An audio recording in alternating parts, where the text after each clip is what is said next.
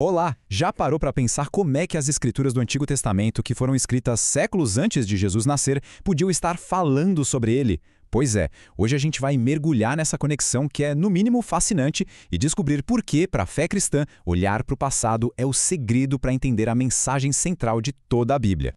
E tudo começa aqui com essa frase super forte do próprio Cristo, lá no Evangelho de João.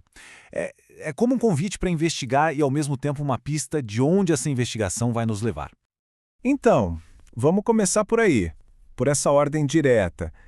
O que exatamente Cristo estava pedindo que as pessoas fizessem? A pergunta é bem direta, né? O que Cristo ordenou ao povo da sua época a respeito das Escrituras? E a resposta é a base de tudo. Ele disse para eles examinarem o Antigo Testamento. E olha, é fundamental a gente lembrar que, naquela época, o Antigo Testamento era simplesmente as Escrituras. O Novo Testamento ainda não existia. E o motivo era muito claro. Aqueles textos sagrados que eles já conheciam apontavam direto para ele. Ok, então peraí. Se o Antigo Testamento fala de Cristo, isso levanta uma outra questão bem interessante. Será que a mensagem do Evangelho, das Boas Novas, já existia de alguma forma bem antes, naquela época? Exato, desde quando a gente consegue encontrar o Evangelho sendo pregado nas Escrituras. Olha, a resposta talvez surpreenda muita gente. De acordo com o apóstolo Paulo, o Evangelho foi anunciado primeiro a Abraão, lá atrás, o grande patriarca de Israel. Aquela promessa de que em ti serão benditas todas as nações era, na verdade, a semente do Evangelho. E o próprio Cristo, muito tempo depois, confirmou que Abraão alegrou-se por ver o meu dia. Isso mostra que a promessa de salvação é um fio que costura a Bíblia inteira, desde o comecinho. E além de Abraão, em que outros lugares a mensagem de Cristo aparecia no Antigo Testamento? A gente encontra a presença dele em vários momentos-chave. Sabe, as boas novas foram anunciadas aos israelitas no deserto. O texto chega a dizer que Moisés preferiu o vitupério de Cristo, basicamente a desonra que viria com o Messias em vez de todos os tesouros do Egito. E mais tarde, Paulo explica que a rocha de onde saiu água para o povo no deserto era um símbolo do próprio Cristo. Isso tudo então nos leva a uma pergunta central. Se os dois testamentos estão tão ligados assim, como é que eles funcionam juntos? Qual é a chave para a gente entender isso de vez? O Novo Testamento usa uma metáfora de construção para explicar isso. Quem é a pedra angular da fé? Tanto para os profetas do Antigo Testamento quanto para os apóstolos do Novo. A resposta é Jesus Cristo. E essa imagem da pedra angular é muito poderosa. É aquela pedra principal que alinha e une a construção inteira. O texto de Efésios diz que ele une o fundamento dos profetas com o dos apóstolos. Ele é a peça que conecta tudo.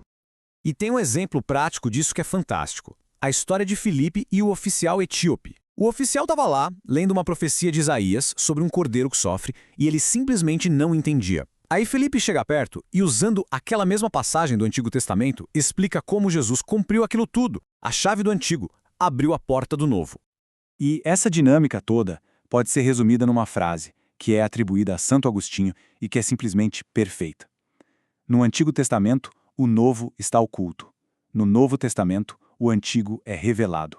Um não faz sentido sem o outro.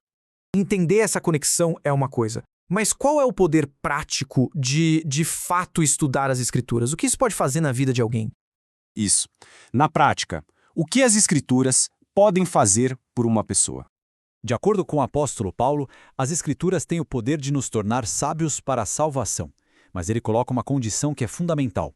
Pela fé que há em Cristo Jesus. Ou seja, não é só um estudo intelectual, sabe? A sabedoria vem quando a gente une o estudo com a fé. E esse estudo não é visto como algo para se fazer uma vez na vida, mas como uma prática diária. Os cristãos de Bereia, por exemplo, foram até elogiados por examinarem as Escrituras todo santo dia. A ideia é que assim como o corpo precisa de pão, a vida espiritual precisa da palavra de Deus. A importância é tão grande que um salmo chega a dizer que Deus exaltou sua palavra acima do seu próprio nome. E para a gente fechar, vamos sair um pouco da explicação e ir para um convite, que resume bem a atitude ideal para se aproximar das Escrituras. O chamado é este: estuda-a cuidadosamente, pensa nela com oração, bem no fundo do teu coração, deixe os seus puros preceitos habitarem. Aceita as boas novas, os avisos e as repreensões, com fé inabalável e amor que tudo prevalece, confia na sua promessa de vida eterna. Com fervorosa devoção e emoção agradecida, ouve as abençoadas boas-vindas, responde ao seu chamado, dá o Salvador que morreu por todos nós. E que esta mensagem de amor seja partilhada com todos, até que os redimidos, na terra e no céu, ergam hinos de louvor. Aleluia! E assim toda essa jornada nos deixa com uma pergunta bem simples, mas ao mesmo tempo profunda. Pronto para examinar?